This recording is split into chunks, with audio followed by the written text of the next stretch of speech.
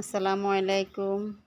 সবাই কেমন আছেন? আজকে আপনাদের সাথে একটা রেসিপি শেয়ার করব। সেটা হলো টমেটোর সস কিভাবে তৈরি করব। দেখেন, পাকা পাকা টমেটো নিয়েছি। এগুলোকে আমি একদম ম্যাশ করে নিয়েছি। এগুলোকে একটা স্টেনের সাহায্যে ছেলে এরকম করে একদম সবগুলো পেস্ট বের করে নিলাম। বাজারের টমেটো সসগুলো অনেক কেমিক্যাল যুক্ত, তো ভালো লাগে না, তাই ঘরে এগুলা তৈরি করতে চাইতেছি। তো স্ট্যান্ড দিয়ে ছালার পরে এরকম হলো।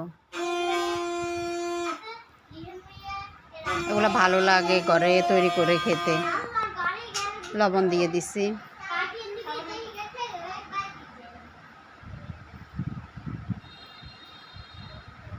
এখানে কর্নফ্লাওয়ার মিক্স করছি এগুলোর সাথে। আর এখানে ভিনেগার দিলাম আধা কাপ। এই ভিনেগারগুলো দিয়ে কর্নফ্লাওয়ারগুলো একসাথে মিশিয়ে পেস্ট এটা ঢেলে দেব। তাহলে আর এক্সট্রা করে আর পানি অ্যাড করতে হয় না। অনেকটাই সহজ, যদি আপনারা চেষ্টা করেন তাহলে পারবেন। এগুলো দিয়ে চুলার আঁচটা হালকা করে নিয়ে এগুলো ভালো করে নাড়তে হবে।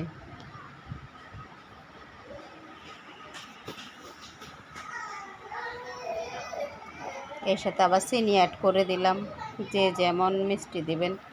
আমি একটু ঝাল টক মিষ্টি তিনটাই রাখলাম। টমেটোগুলো হালকা হালকা টক, আর এখন হালকা টমেটো দিলাম, দিয়ে ভালো করে নাড়ছি।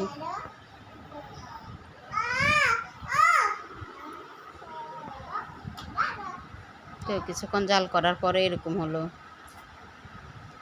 বাজারের হট টমেটো সস, সেগুলোর মধ্যে প্রচুর কেমিক্যাল থাকে এবং এগুলো বাচ্চাদের জন্য এত ভালো না, স্বাস্থ্যকর হয় না।